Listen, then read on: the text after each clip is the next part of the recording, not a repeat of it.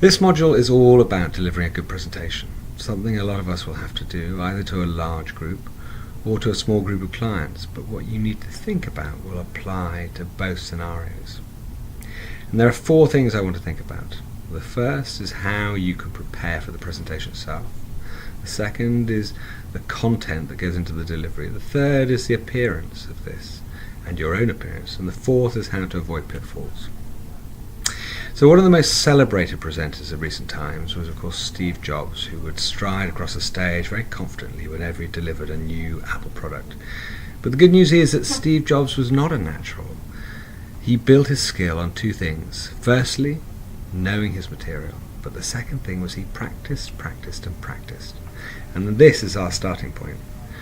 When you're going to deliver a presentation, you need to practice. You may want to practice in front of a mirror. You may want to use one of Mr. Jobs' phones to record your presentation, one of the ubiquitous selfie sticks that you see around these days to film it. You may want to hear your presentation like his master's voice, just so you know how it's going to sound and look to someone else. Now, in terms of the delivery itself, you need to tell the audience what to expect. So putting out an agenda very early on in your introduction that's got the right sequence is really important. Think to yourself, is your introduction powerful and strong? Are things in the right order? Does your conclusion link back to the introduction? Now, getting the right pitch is a real art, and being able to know how much does the audience already know, what do they not need to know, but equally, when do they need more context is crucial. So put yourself in their shoes, think about your audience. One of the common mistakes is that we're too verbose, and our nervousness means that we just talk too much. Remember people's concentration span. Realistically, we're looking at between 15 and 20 minutes, so don't talk too much where possible. Try and have in your mind sort of mantra that thinks, I'm going to modulate my voice, I'm going to slow things down, I'm going to make sure I get the main points, and I'm going to pause before these to make sure the impact is there. Now, appearance applies as much to you as it does to the presentation itself. Think about making eye contact and think about smiling. Make sure your voice is loud enough, speak up, and if you are presenting in front of people, stand up straight and beware what happens to those hands in a presentation. But we also need to think about appearance when it comes to how your presentation is going to actually look in terms of a PowerPoint.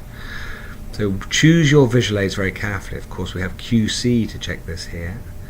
But if you are telling a story, then think about the journey that you are trying to communicate from the start to the end.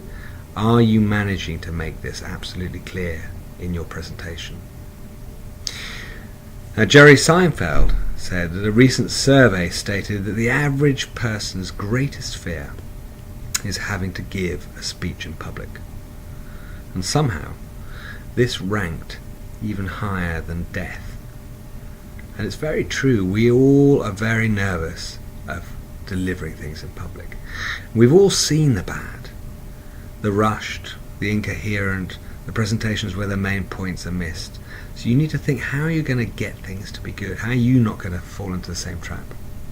Well, there are some simple techniques to make sure that you're calm, centering yourself. Having a glass of water before you start makes an enormous difference.